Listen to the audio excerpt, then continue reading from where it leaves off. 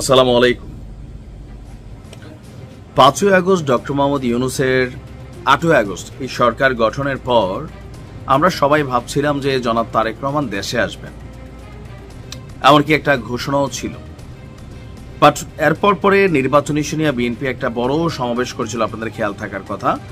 তো সেখানে আমরা কিছু বক্তব্য শুনেছিলাম। তারেক রহমানের প্রথম বক্তব্যটা ছিল পরিস্থিতিটা স্বাভাবিক না, এবারের নির্বাচন কোনো স্বাভাবিক নির্বাচন হবে না, নেতাকর্মীদের প্রস্তুত থাকার জন্য তিনি তখনই নির্দেশ দিয়েছিলেন। আমরা ভাবছি হয়তো অন্য কিছু, কিন্তু এখন আস্তে আস্তে বিএনপির একদম দলীয় উচ্চতর পর্যায়ে থাকা নেতারা যেই বক্তব্য দিচ্ছেন তাতে এটা স্পষ্ট প্রতীয়মান তারা করতে চাচ্ছে বিএনপি যে বিএনপিকে মাইনাস ফর্মুলার সর্বোচ্চ ষড়যন্ত্র সাজানো হয়ে গেছে। আওয়ামী লীগ নাই, মাইনাস বিএনপি মাইনাস, তাহলে রাজনীতির মাঠে কে থাকবে? জামাত, এনসিপি বা আরো দলগুলো। আওয়ামী লীগ এবং বিএনপিকে মাইনাস করে এদেশে ভিন্ন ধারার একটা সরকার প্রতিষ্ঠার চেষ্টা চলছে, এমন অভিযোগ বরাবরই বিএনপির থাকলেও আজকে বিএনপির চেয়ারপারসনের উপদেষ্টা সাবেক চিফ হুইপ জয়নাল আবেদিন ফারুকী খুবই শক্তিশালী একজন নেতা। তিনি বলছেন যে ছাত্র জনতার বিপ্লবের মধ্য দিয়ে ফ্যাসিস্ট সরকারের বিদায় করার পর বিএনপিকে মাইনাস করার ষড়যন্ত্র শুরু হয়েছে। এই ষড়যন্ত্রকে রুখে দিতে হবে। বিএনপির সবাই ঐক্যবদ্ধ হয়ে এই যে বিএনপিকে মাইনাসের ফর্মুলার ষড়যন্ত্র সেটাকে রুখে দিতে হবে। সেই ষড়যন্ত্রের জাল ভেদ করে আমরা যেন বিএনপির পরিবার তারেক রহমানের নেতৃত্বে সুস্থ সংগঠন তৈরি করতে পারি। গতকালকে আপনার কি বলা হয় যে নারায়ণগঞ্জের সিদ্ধিরগঞ্জে শহীদ রাষ্ট্রপতি জিয়াউর রহমানের মৃত্যুবার্ষিকী উপলক্ষে একটা প্রোগ্রামে তিনি বলছিলেন, ডক্টর ইউনূসকে উদ্দেশ্য করে তার বক্তব্য ছিল, এখন কেউ কেউ মসনদ ছাড়তে চান না, মানে সিংহাসন বা যে ক্ষমতার চেয়ার এটা ছাড়তে চান না। 9 মাস অতিবাহিত হওয়ার পরও কেন নির্বাচনের রোডম্যাপ দেওয়া হচ্ছে না?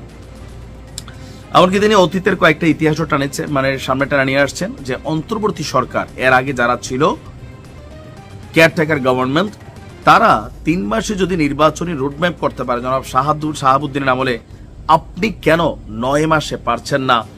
আগামী ডিসেম্বরের মধ্যে নির্বাচন দিতেই হবে।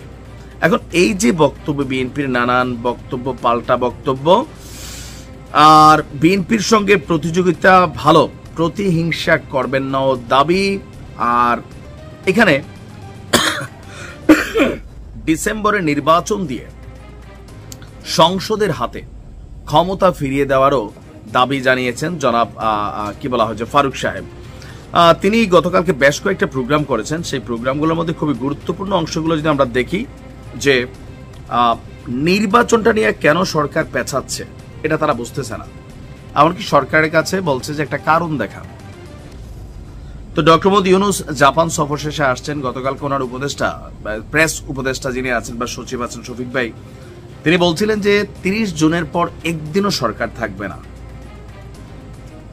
তার মানে জানুয়ারি টু ডিসেম্বরে নির্বাচন হচ্ছে, হতে পারে জানুয়ারি, হতে পারে ফেব্রুয়ারি।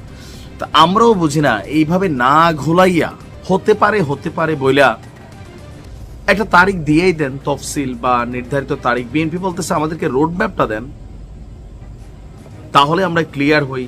কারণ আগামী বছর যেই সময় নির্বাচনের কথা বলা হচ্ছে, এই সময় ঈদ থাকবে, পাশাপাশি আপনার বর্ষাকাল থাকবে, স্কুলের পরীক্ষা টরীক্ষা থাকবে।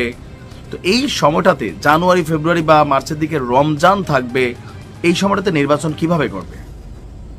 তার মানে মাথার মধ্যে অন্য কিছু প্ল্যান আছে। আর বিএনপি দেখবেন বরাবরই ইদানিং ডক্টর ইউনূসের মোটিভ নিয়ে নানান প্রশ্ন তোলেন, এবং ডক্টর ইউনূসও আন্তর্জাতিক অঙ্গনে গিয়ে বিএনপিকে নিজে সমালোচনা করেছেন। তিনি যথেষ্ট বিজ্ঞ মানুষ, তারপরও এটা ওনার রাজনৈতিক অদূরদর্শিতারই পরিচয়। আর এই বক্তব্যটা এতদিনের যে ভাষা অবস্থান ছিল বিএনপির, এটা কিন্তু পাকাপোক্ত হয়ে গেছে যে তিনি বিএনপিকে মাইনাস করতে চাচ্ছেন। বিএনপিটা মনেই করে নিচ্ছে এখন, কারণ আন্তর্জাতিক অঙ্গনে তিনি এই ধরনের কথা বলাটা উচিত হয়নি। এখন এই ষড়যন্ত্র রোখার জন্য সম্ভবত ঈদের পরে নির্বাচনের দাবিতে বিএনপি মাঠে নামছেন। তারেক রহমান ওরকমই বড় ধরনের একটা নির্দেশ দিয়েছেন, আবারও আসতে যাচ্ছে। দেখা হোক, দেখা যাক ক্ষমতার খেলা কোন দিকে যায়। ভালো থাকুন।